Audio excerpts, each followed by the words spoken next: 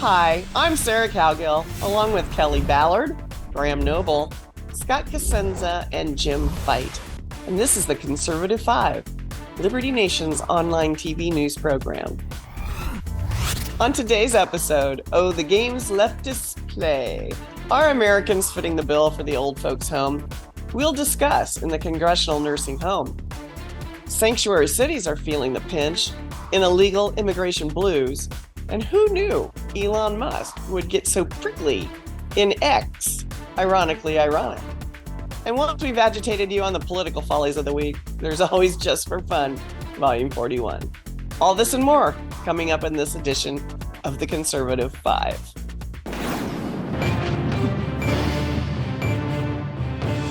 Joe Biden is a hot mess, forgetting and flubbing his way through his presidency and falling off his bike, and now taking the short stairs on Air Force One.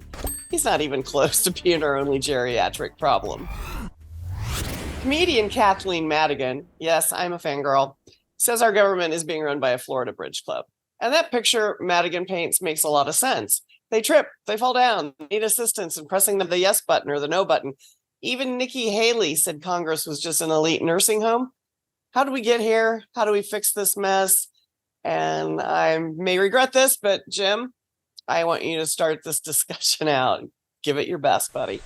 Sure. So I love the Congress as a nursing home, as an elite nursing home analogy. It works. How did we get here? That's a good question. I have no idea. Just over time, we've trended older and older politicians. But there's a call now for an age cap. Good idea, bad idea. I kind of think it's just an idea. I don't think it'll have the effect they want. Maybe that's a hot take, but I don't think it'll work. But I don't necessarily think it'll change anything for the worse either. Okay, well, let's take a quick vote. Who thinks that there should be term limits and age limits? Yeah, me, for sure. Yeah. Term limits, not age limits. Oh, God, another one of you people. Okay. Yeah, so that's where I'm pretty much at. I think term limits will be more effective than age limits. The only thing you can really win with the age limit, I think, is it's kind of a backdoor way to get to term limits. Well, Kelly, I'm okay with an age limit, but I don't think, I believe that the age limit should be something, around the area of like 75 or something, because, throughout my life, I've known a lot of 75, 80-year-olds who are perfectly lucid.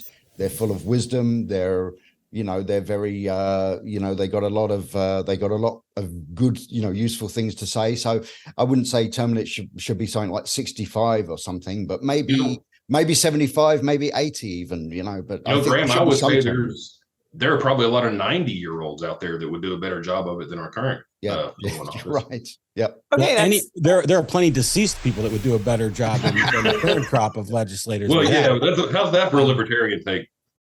I think that, the idea that we would restrict some Americans from voting for another American for office because of that other American's age is antithetical to all the values that I want to uphold in our country. Nobody, when this country was founded, nobody lived this long, and nobody was doddering around. Gotta push back on that, Sarah.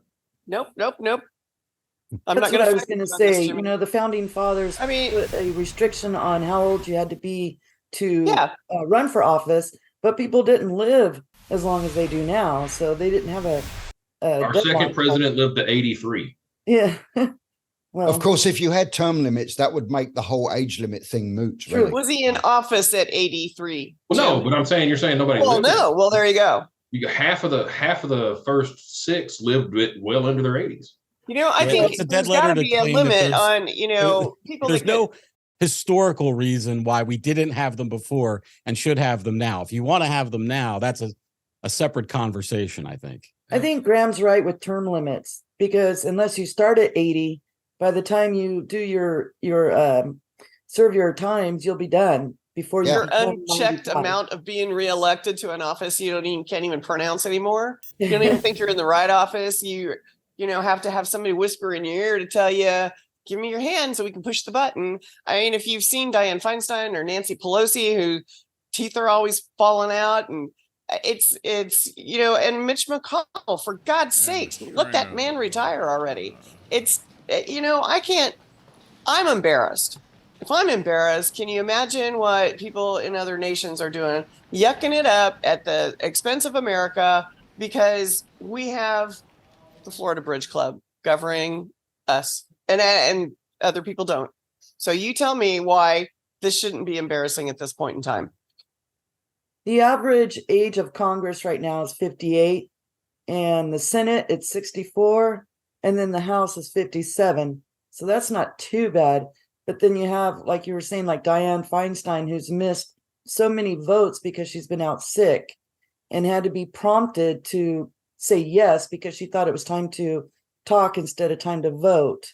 So, Well, that's what I'm talking about. Well, I mean, how do you stop that kind of thing? Well, the thing is, here's the other big problem. The other big problem, and I'm going to blame the American voter for this. Thank you, Graham. And that is that we keep Congress has a terrible approval. I don't believe that Congress has had an approval rating north of 30% for at least 10 years. And most of the time it's, either in the teens or the low 20s. And everyone complains about Congress. Everyone says that these people are not doing their jobs. Everyone talks about, well, we should have term limits and all this kind of stuff. And then when an election year comes around, what happens? We re-elect them. I mean, the average since the mid 60s, the average re-election rate for the House of Representatives has been somewhere in the region of 84 to 85%. And for the Senate, it has been only a little lower than that because the Senate re-election rate has fluctuated somewhat more. But I think that's a bit of laziness. Everyone complains about Congress, but then they say, "Oh, but my representative is okay. I'm going to re-elect them, and my state senators are okay. We'll re-elect them." It's all the other ones that are the problem, and so we have the same people in the Senate and the House of Representatives for 3-4 decades, and that's a big part of this problem here. I mean, an age cap, term limits, cognitive testing, a civics pop quiz, any of these things are just treating the symptoms, not the underlying issue. And the underlying issue is establishment politicians that don't care what their job is, if they even have the cognitive ability to know what their job is, because the voters don't make them. The real problem that, unfortunately, I don't know how to solve that, is it is the party line voter who just says, "Oh, that guy has the right letter by his name," or "That lady has the right letter by her name." And they don't know who these people are. They don't know what they stand for. They have no idea what their voting record is. They just vote because the right letter's there. Better the devil you know than the one you don't, huh? Just go with the. I guess so. Well, I wouldn't disagree. Which I've never believed is true, by the way. No, but I mean, do you, Graham? I want to know which devil you know. When you think about it, there's all this call for cognitive tests, and you know what? Joe Biden's doctor will say, "Oh, he's fit as a fiddle." What they don't say is for an hour a day. He just doesn't have the stamina. Fetterman, the poor guy, somebody needs to tell him to retire. What are they doing to this guy? They're adding more stressors into something that, is going to cause another one of his strokes. I'm afraid I'm going to have to do my best Scott Cosenza impersonation here and say that, no, I don't believe in cognitive testing because there's nothing in the Constitution that says you have to do a cognitive test. Who do you think controls the board of the cognitive testing things? They're all captured by the left.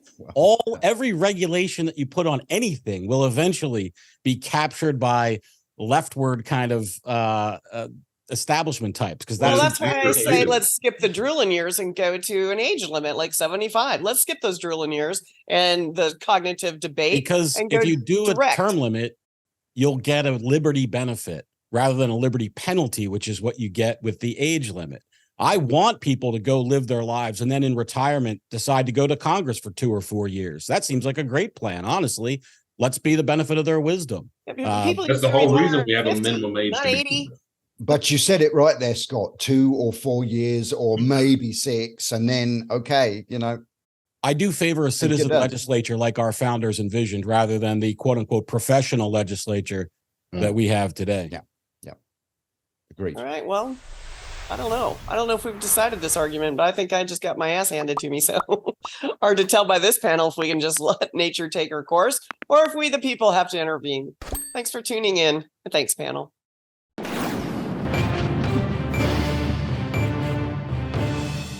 The mayor of New York City is up to his ears in illegal immigrant problems. From a lack of housing to a surge in crime, this sanctuary city leader is beginning to appear like a desperate, sweaty, nervous wreck.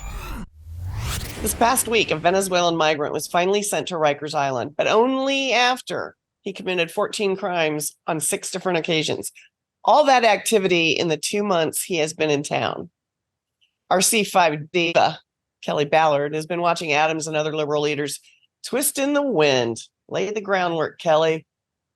Well, I think it's kind of, well, maybe funny is kind of too strong of a word, but ironic, I guess, to watch some of the left leaders like Adams just freaking out now that they're suffering some of the same things that the southern border states have been suffering for a long time. Adams just, I think it was last night, he gave a press conference and he was saying New York will never be the same. They're losing what New York used to be because of so many migrants coming in. At a town hall meeting, he was telling the residents there that you will be impacted by this. Every single citizen is going to be affected with crime. We're going to have to cut a lot of our services, police, hospital, whatever, because they cannot afford the massive budget it's costing to support all these illegals. So this is a man who was very sanctuary city to now blaming everyone and their mother for the problem. And migrants just keep coming. He said they're leaving the border and coming straight to New York. Well, he set that precedence by the way he welcomed everyone in the beginning. So you kind of feel sorry for the guy, but you kind of don't. I remember when he was trying to lure gay people from Florida. So, you kind of get what you get. You're opening your door. You never know who's going to walk through it. Careful what you wish for. Careful what you wish for. Or careful what you say, hey, we welcome everybody until they get out of Texas or New Mexico or Arizona or California. And then, no, we don't want to deal with it. Right. Jim, I know you got an opinion on this. Where are you going? I'm glad I get to say it first. If you build it, they will come. This is like, and that's not even a comment on illegal immigration. It's just, what did Adams expect? What did any of the open borders people expect when they say, well, we declare our city a sanctuary city? Okay, this is literally what they asked for. They asked for immigrants to come. Immigrants came, and now they're having to deal with it. I always say that I'm a big proponent of the 2-wall system, the welfare wall and the bullet wall. And the second is a little less ominous than it sounds, but you just make it so that people who come here from some other country can't be a leech on the system, and you take away these unconstitutional firearms regulations that restrict the American citizens from defending themselves, and the whole issue kind of takes care of itself over time. Yeah, No, that's it. I mean, that's the thing. You see, look, here's the thing. Libertarians and libertarians come in various shades, you could say. I'm somewhat of a libertarian. I don't see eye to eye with them on all points, but I've always struggled about the whole thing about the concept of open borders, because a lot of libertarians believe that there should be no borders. And I used to think, well, that's a terrible, terrible, terrible idea. But ultimately, yes, if you did not have a huge welfare state, that people were going from one country to another in order to take advantage of that, then the whole concept of having no borders would be far less of a problem. Might not be a problem at all, in fact. But as it is might today, be a huge benefit, as a matter of fact, Graham. Entirely possible. I agree, and I've kind of changed my mind on that over the last few years. But the thing is, with Adams and Gavin Newsom down there in California, and London Breed, the mayor of San Francisco, and all of these people, they screamed about how inclusive and open arms and everyone is welcome to come in. And they don't have any right whatsoever to complain now, because this was the inevitable outcome of that, with this chaos and lawlessness and homelessness And I think we lose sight of the fact, what annoys me about the whole open border right now is that it is a massive and tragic humanitarian crisis. And the Democrats are responsible for that. And they should be ashamed of themselves. They shouldn't be able to sleep at night for the fact that they have allowed this dreadful, humanitarian disaster to have happened in the first place.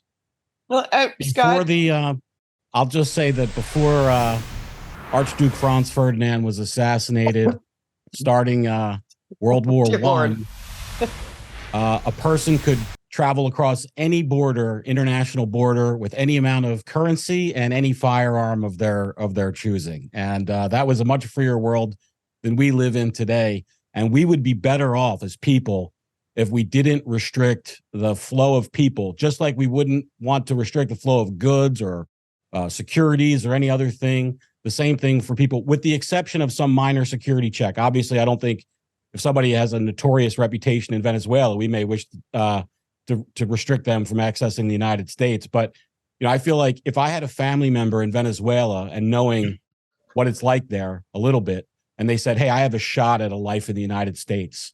I can't get there legally, but I know some way to get in. Do you think I should do it? I would say yes. Why can't they get there legally? Question. Oh, because here's the thing. If you're not an engineer or a doctor or a lawyer, you can't get into the United States. If you're just a workaday Venezuelan who works at a cashier at a store and you apply, you don't have a shot. We will not let you in. So there's no pathway to a legal trip for them to the United States. It's illegal or bust. That's it. Really? Yes. I don't. For most people, yeah. I mean, is there an application thing that says you have to have a bank account and a degree? Really? Yes, really. You will not get in if you're just a regular person living in any of these countries. And it does depend actually on what country you're from, because I was just a regular Joe and I got into this country legally without any particular skills or qualifications. But, I came from the UK. So it makes a big difference which country you're coming from. Which country you're from. I don't disagree with that whatsoever. But I also know a couple who came from the UK that got booted out. They came on a work visa, and one was a cop and one was a nurse, and their job, the nurse's job was ended, and they didn't renew her visa, and they got booted out of the country for 10 years. They could not get in the lottery or anything else because they come from a country like the UK or Canada. However, if you came from like Mexico or Venezuela or whatever, you can get in the lottery. So to say that you have to have a high degree or anything like that, I think is a bit you could win because they will accept farm Kelly, laborers. If you told me that you were struggling financially and I said to you, you can win the lottery, go play a lottery ticket. I think that's the same level of likelihood of happening. Oh, I don't believe that whatsoever. Win the Powerball and for you to. But I really Scott, that's a leap. That's a leap. We are supposed to be the land of opportunities, so that would be an opportunity that was lost to these people that had been in the United States for years. And they contributed. What right do you have to tell me if I have Scott's woodworking company and I have a brother-in-law in Venezuela and I've got a job for him and I want to hire him and let him live in my house and lift up literally a member of my family? What right do you have to tell me that I can't have this person in my home because you're an American too? I think that's outrageous. Is there a Kelly. Sponsorship thing? Yeah, okay. But that's completely different. That's not running across the border hiding. That is coming in with a family. They have to hide because they're not allowed to live in the sun. All right, I'm derailing this. I'm derailing this one. I'm going to pivot right now. I'm going to pivot to an increase in illegal immigrant crimes. And don't tell me I'm wrong with this, because ask Eric Adams what the heck's going on. So, Jim, I'm going to give you this one. And then I think we'll try to not have Kelly and Scott throwing each other in the swamp. You're wrong. No, I'm just kidding. That is actually true. There's an increase in crime committed by illegal immigrants. And lest I fall into the trap that they tried to get Trump with, let me point out, it's not all immigrants. It's not even all illegal immigrants, by the way. But a lot of the people who are illegally coming to the United States aren't the people that you want. Much like we were talking about before, because you I don't want to say it's easy. It's thousands of miles of trekking through a desert, but getting into the United States, once you're here, yeah, you're going to be set up. You're going to be taken care of by the state in some fashion or another. So it's not always. It's not. I'll put it this way: a lot of the people coming across the southern border are not, Scott's fictional brother-in-law in Venezuela, who legitimately want that job that he has waiting there for him to better his life and become a part of society, which I don't think anyone really, other than maybe some like racist or xenophobic folk, would argue against, would say, no, you shouldn't do that. I think that's kind of the ideal that immigration is supposed to be. But it's not what we get a lot of times. So we end up with a lot of criminals from Mexico or Venezuela coming up here. What are they going to do? Same thing they did there. Yeah, right. And I'd add for anyone who's in any doubt about these crime figures, and for anyone who thinks, people are saying that illegal immigrants commit a disproportionate amount of crime, or those people are racist, they're xenophobic, whatever. No, you just have to go to the Sentencing Commission and look at the figures there, because anyone who's sentenced for a crime, the Sentencing Commission website will show what ethnicity this person was. Probably what age group, or what specific age they were, I can't remember. But also, unless they've changed it, it used to say whether or not this individual was legally in the country, whether they were a US citizen, or whether they were a legal immigrant, or whether they were an illegal immigrant. And the Sentencing Commission figures, last time I checked, showed that illegal immigrants commit a vastly disproportionate amount of crime in this country. So it's not a racist thing or a xenophobic thing. It is a fact. Give us your tired, we could just your be like poor, the left to pretend your like huddled masses yearning to breathe free. Really?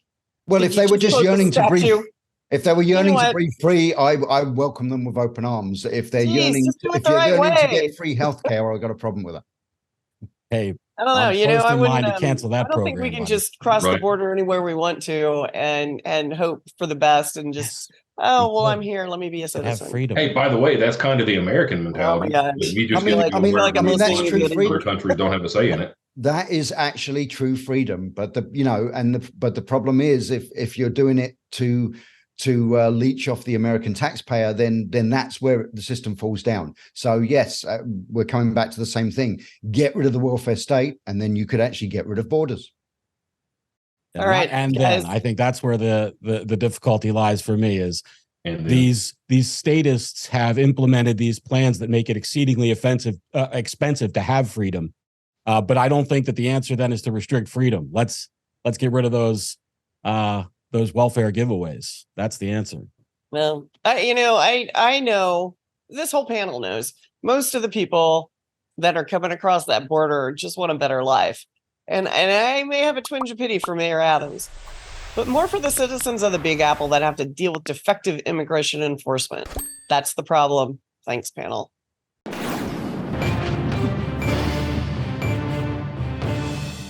The sprawling social media landscape came down with a bad case of the ironies. Elon Musk announced on his platform X, formerly known as Twitter, he would sue the Anti-Defamation League for, yes, defamation. In a series of posts, the Tesla founder said, quote, "To clear our platform's name on the matter of anti-Semitism, it looks like we have no choice but to file a defamation lawsuit against the Anti-Defamation League. Oh, the irony," end quote. Well, folks, you can't make this stuff up, but you can cover it like our legal beagle, Scott Cosenza. Let's discuss, Scott. The best part of the tweet was, and I'm glad you left it for me to say, was that Musk said that if they won in court, they would have petition the court to have the anti removed from the name of the Anti-Defamation League. It seems like they have basically badmouthed Twitter or X to their advertisers and intoned that they're somehow either supportive of anti-Semitic statements or at least with a wink and a nod willing to profit off them. And Musk said that at least 10% of the value destruction of the company is due to, he said it in a charitable analysis. So it's billions, I think, of dollars that could be alleged here in a defamation action. We had the largest one I've ever seen is the Fox News Dominion case. Fox paid, I think, over $700 million to settle that defamation claim. I don't think the Anti-Defamation League likely has billions of dollars on reserve to pay to Musk. So they could be in some trouble here. And what it shows is that they've just been captured by the left. So many institutions are hollowed out now, and it looks like this is another one. The formerly, stalwart defender of the needful defender of Jews in the face of anti-Semitism that they do face on the regular. But now it's just captured by the left and progressives. Jonathan Greenblatt is the name of the villain, I think, in this story, who joined Clinton's campaign out of college in Little Rock and worked all the way through high-level Democrat politics, through being a senior advisor to Obama. And now he's just using the platform to attack Jews, too. If they're not progressive, if they're conservative or libertarian, they're fair game. Somehow that is all covered under the broad mission now of the ADL. Well, I mean, they were formed, as you say, for a great reason.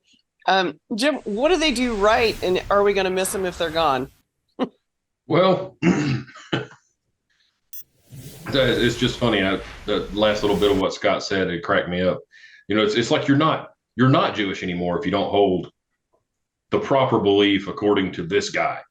It's like we saw that all in the last several elections. Like, you're not really black if you're conservative. You ain't black, right? That's what. You're just a white dude that spent too much time in the sun. I don't know. Yeah.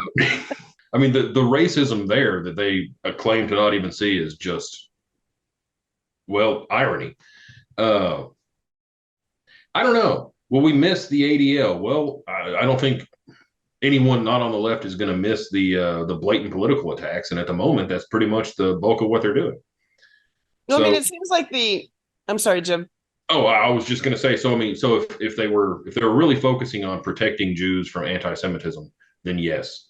It seems like the left is trying to own all of the traditional, foundational, organizations that were created for, dogging equality or inequality. And it seems like they have gotten a toehold in all of these. Are they going to destroy them all, or they're massive corruptors? That's exactly right. That is what they're doing. And the funny thing is, they're actually probably helping the cause of anti-Semitism, because anti-Semitism is most prominently allowed on the left. It's progressives, especially on college campuses, for instance, that are moving the needle against Jews and in favor of anti-Semitism. So what's an ADL person sitting atop the ADL to do? Well, if they're a movement progressive, they shut up about it. If they're not, if they're really about conquering anti-Semitism, then they have to call out the anti-Semitism on the left. I probably should keep out of this one altogether because I have some unconventional ideas about anti-Semitism. For a start, I want to know what is anti-Semitism. What is it? What is it exactly? Because some people would argue that if you are critical of the state of Israel, you're an anti-Semite. I don't necessarily believe that is true. I think being an anti-Semite means that you just don't like Jews, that you badmouth Jews in general. And I think those two things should be separate. But I do agree that most of the real anti-Semitism, both anti-Israeli sentiment and also anti-Jewish sentiment, which are not necessarily the same thing as far as I'm concerned, are both more prevalent on the left. Do we have free speech or not? You see, I'm not sure that anybody should be persecuted for offending anybody else, whether it's a whole race of people or not. I think I've never understood racists of any I nearly said of any color, but racists of any flavor, I don't like. I think it's just idiotic and ignorant to be a racist altogether. I've never understood the concept of it, the same way I don't understand the concept of not liking Jews or not liking Christians or not liking Muslims. I don't get any of that, but I'm not sure that anybody should be criminally prosecuted for saying something that offends any other individual or group of people. Well, what they've done is they've labeled if I call you a name that is technically a slur, as we would define it, they've labeled that hate speech, and hate speech incites violence. So therefore, that's their leg to stand on. Kelly, you can define hate speech and in free speech, can't you? There's a big difference. I mean, you don't have to like someone or like a policy or like a country or whatever. You should be able to say what you want to say. I mean, that's the whole idea behind free speech. Now, if you're sitting there and you're talking to public and you're saying, now you go and hurt someone, you go and hurt these people, that is different. That is inciting violence. But by sitting there saying, I don't believe in this, the system needs to change or whatever, no, I don't believe that's regular hate. Hate speech generally is free speech. Incitement to violence is a very specific, forbidden speech, as I think it should be. But hate speech is protected speech, as well it should be. Yeah, hating someone for their demographic information is American as apple pie, right? Does it make you a jackass? Sure. Should it make you a criminal? No. Exactly. I that's it. I'm done with this one because I haven't got anything more to say between Scott and Jim. Ignorant, not illegal. They just summed it up for me. That's it. Right. Yeah. That's a good way to put it, Sarah. Ignorant, but not illegal. They've had a few lawsuits thrown at them, throughout the time. In the 70s, there was a big one that was by 15 civil rights organizations, as well as 7 individuals. And they were suing and won because the ADL hired intelligent agents, who belong to the police or close ties with the police to spy on certain people, on their activities and stuff. And then again, also in the 90s, they got in trouble for going against the wiretap law for feuding neighbors. And so they used the information that they heard from a recorded telephone conversation. And so they kind of got in trouble for that too. So it's not just that they're going after whatever, it's also how they're going after people, through nefarious means or through secrecy. If they were going after those people in the service of protecting the lives of Jews, I think I'd be a little bit, I still would say it's bad, but it's a charitable, I could have a charitable attitude towards them. But instead of they're wearing this hero's cape, protector of the underclass, of the downtrodden, of those who need the protection the most, and they're using it to stomp on the free speech of Jews. That's just through the looking glass. Well, here's what I know. Musk can drag the ADL through years of court battles with whatever he has in his wallet at this point. Note to self, stay on Musk's good side. Thanks for tuning in. Thanks, panel.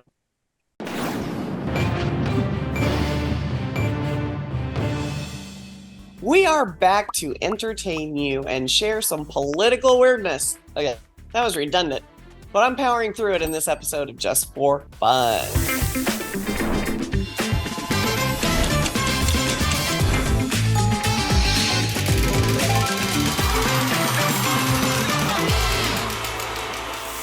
Be afraid, panel. Be very afraid that you won't be able to answer the trivia that Scott has cooked up. Whatever his game is today, we're going to find out the hard way. Take it away, Mr. Cosenza. Well, first of all, this is American trivia, not the Canadian North American type trivia that Andrew Moran often dispenses in this segment. So, how much postage does it take to send a letter to Canada?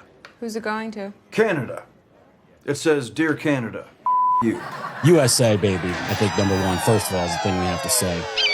Well, this week, the Foundation for Individual Rights and Expression, a nonprofit committed to defending and sustaining individual rights, released a survey of over 55,000 students and came up with their Fire College free speech rankings. And that's what our contest surrounds. So let's test our notions of where the censorious bastards are calling home and where the freedom lovers administrate on campuses in America today. And we'll start with question number one, which all surrounds Michigan. We'll learn why. But as we go around the horn, the question is, which of these Michigan schools ranked number one in the nation in free speech for 2013? Was it Michigan State University, proud alumni including James Caan and And a nod to Mr. Moran, 1988 National League MVP Kirk Gibson? Was it Wayne State University, who proudly claims Casey Kasem as the most famous alumni? Was it the University of Michigan, whose most influential alumni was probably 14th president of Yale University, James Roland Angel, an early proponent of eugenics? Congratulations, Yale. Or was it D, Michigan Technological University, whose Wikipedia page shows no notable famous alumni? I ask you, I'm going to go with that last one then. B. Wayne. Sarah, you will wait to be called on, please, or I will deduct penalty points from your final score. Graham Noble. Points I don't have. Immigrant. Okay, I'll be quiet. Graham. Oh, we're asked in turn. Okay, yeah. So I'm gonna go with Wayne, but I'm also gonna admit that's kind of a guess. Okay.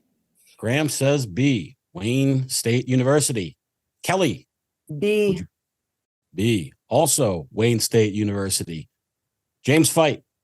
I'm going to go with Tech, and I am not going to admit that that is absolutely a guess because I have no idea. D, Michigan Technological University. And the host of the program, Sarah Calgill. What say you? Michigan Tech. Congratulations. You and Jim are correct. It was Michigan. You both get a check. So now I can't just blurt. No blurting, blurting. please. My advice to you is to start drinking heavily. It poisons the well of other candidates' answers. So that's why you must maintain confidentiality. When you go around the horn, basically, if Graham says, yes, I will pardon Trump, everyone else is going to do it. Or yes, if he gets the nomination, everybody looks around and answers the same thing. You got to blurt. This is not a GOP primary debate. Don't sass me. I'm the host of this segment. Okay. I will call on you first for this question only so that I don't have to hear from your blurting. Question number 2. Which school ranked dead last and most likely to comfort the powerful and punish the afflicted? That last bit was mine, by the way. It didn't say that in the survey. They are Yale, Harvard, Berkeley, or Salisbury State University. Sarah Calgill. Harvard. Harvard University. Graham Noble. Yes, definitely with this one. I'm not guessing. I'm going with Harvard. All right. Kelly. I'm going with the flow and saying Harvard. Go with the flow for the Crimson. That was. I told you this would happen. I told you this would happen, Scott. Ladies and gentlemen, I hate to say I told you so. James Fight. I was going to say Berkeley. The answer is Harvard University. Congratulations to everyone. Well, by the time it gets to me, I forget the question or the answers, one or the other. Start with Kelly. Well, I was reading about this just the other day, actually, and the reason why just the other day I read that I believed that out of a score of 100, Harvard scored exactly 0. The funny thing is, Graham, that's actually it's really a kind of a fake question in the sense of Harvard's score is actually below 0. When you go into the tabs of the thing, and I'll read from it right now, Harvard's overall score of 0.00 is generous. Its actual score is negative 10.69, more than 6 standard deviations below the average, and more than 2 standard deviations below the second to last school and its Ivy League counterpart, which was Penn. So they are below dismal. And I have to add that Salisbury State University was my is my alma mater. That's why I put it in there. And they are some censorious bastards too. I was a victim survivor of this free speech codes even way back when dinosaurs roamed the earth, and I was an undergraduate student. So I like that, Scott. You're a victim survivor because if hate speech can be violent, you can be a victim survivor of censorship. Absolutely. I have to write in for a refund. All right. Question number 3 as we plod along here. So far, Sarah's winning with 2 points. Although I might take one away for Sass. We'll have to see. You can't do that. From the judges on there's no negative numbers in this game. I make the rules. All right. Nope. Question number 3. What percentage of current university students said it was cool to physically block and prevent their fellow students from attending a speech they disagree with? Is it 1, 5%, 2, 25%, 3, 45%, or 4, 65%? Back to our normal order. Graham Noble. I'm going to go with, I'm actually going to go with 45%. All right. Kelly. 25%. All right. Jim. 45. All right. Sarah. Hell, I'll just go for 65 for fun. The answer is C, 45% of Woo! all the students surveyed. And that's a jump, I think, from like 30 some percent. So the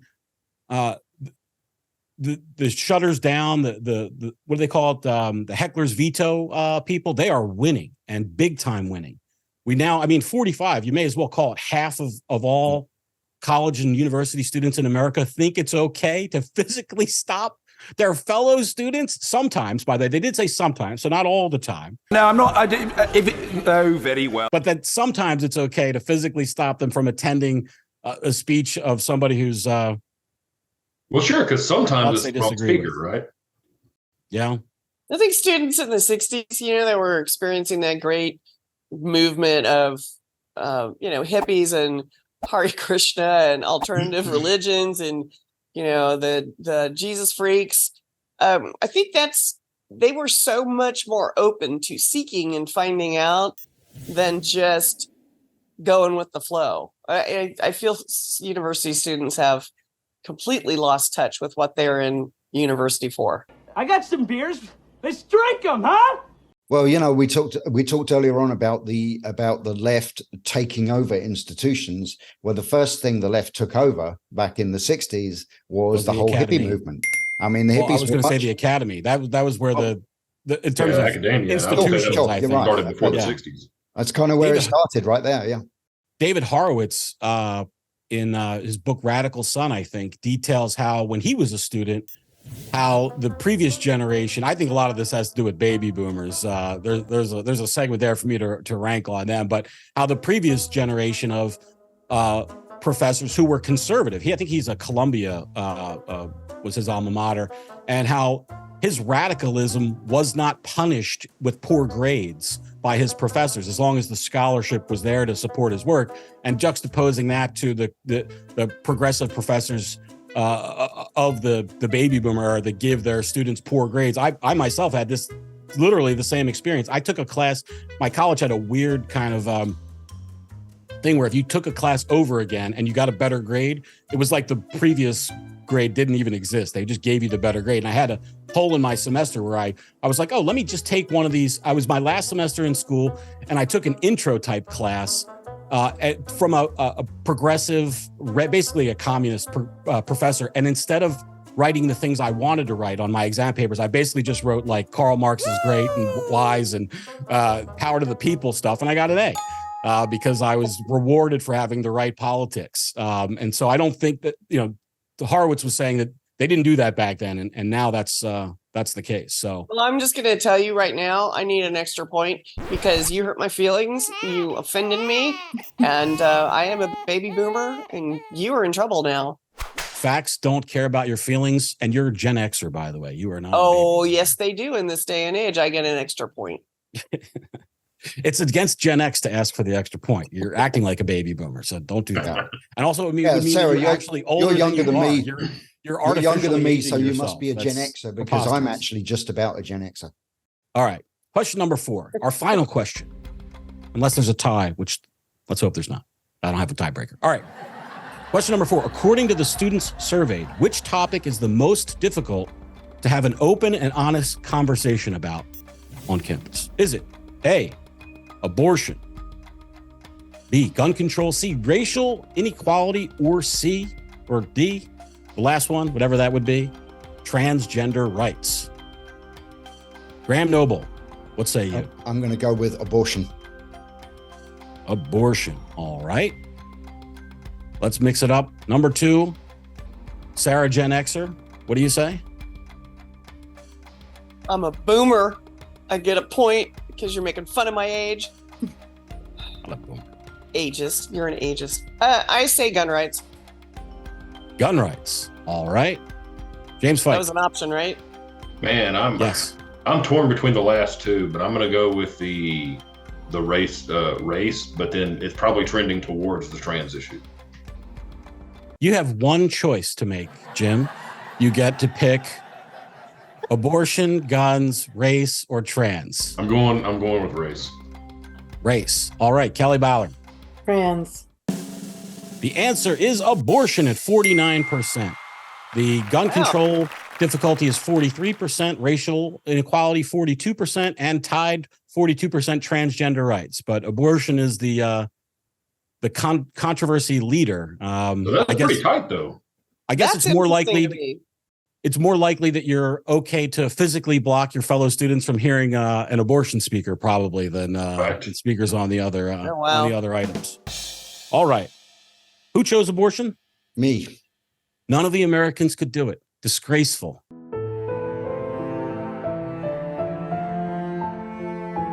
We got to give this prize. I chose abortion, yeah. To this subject of the Queen and the King. Are you kidding me?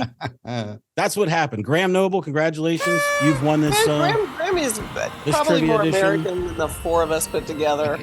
Absolutely. For those of us that are pro-immigrant, that are pro-immigrant, we have no problem. I like to say that being an outsider, there is less about this country that I take for granted than a lot of Americans. And a person whose home is perhaps the West's most restrictive free speech, anti-speech place, right? It's right up there. It's got to be right up there. It's shocking, really, what goes on there. You can actually get arrested for posting things on Facebook or on X that other people report as having offended them, and that is, I can barely believe that's even possible. God save the Queen. God save the Queen. All right, guys. Well, that's it for fun. Continually embarrassed by losing this game every week, but hey, Scott had fun. I won by not playing. It was fantastic. Thanks for watching.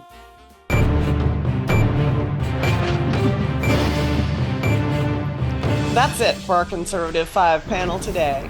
Check out our other C5 shows and segments on your favorite video platform. YouTube, Vimeo, Rumble, we're on them all.